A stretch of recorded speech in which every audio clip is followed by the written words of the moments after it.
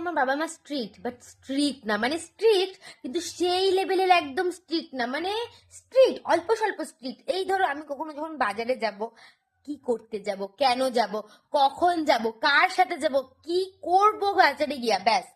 তারপরে কিন্তু এটাকে স্ট্রিক্ট বলে না একদম।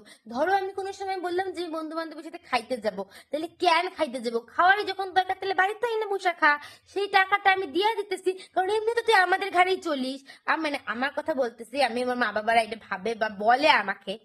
তো এরকম ব্যাপার স্যাপার, মানে যখন খাবি তো আমি বাড়িতে আয়, তখন তখন কর। তো এইরকম ব্যাপার স্যাপার।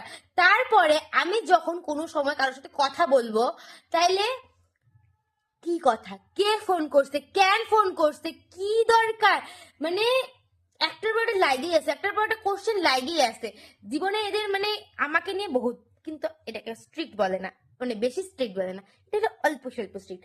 কোনো সময় যদি আমার কোনো বন্ধু বান্ধবের সাথে ঝগড়া হয়, মানে বন্ধু বান্ধবীর সাথে কোনো কারণ ছাড়া টুকটাক হয় না ওরকম খুচরা খাচরি ঝগড়া, আমার বাপ মা তো ওটাকে সিরিয়াস নিয়ে নিবে, মানে ভাইবা নিবে, তার সাথে একদম বড় ঝগড়া একদম সেই হয়ে গেছে।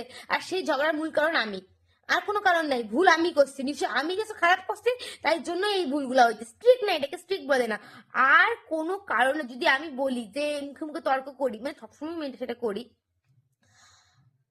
তাহলে যে কি হবে, মানে কি হয়।